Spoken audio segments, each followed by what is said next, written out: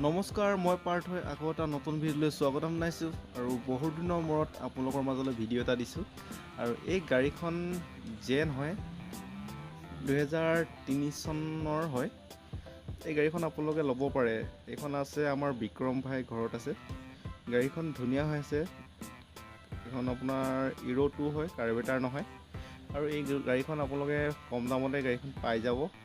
যদি আপোনালোকৰ কাৰোবাক লাগে, মই নাম্বাৰটো দি দিম, ইয়াক যোগাযোগ কৰিব, ইয়াৰ পৰা লৈ যাব পাৰিব।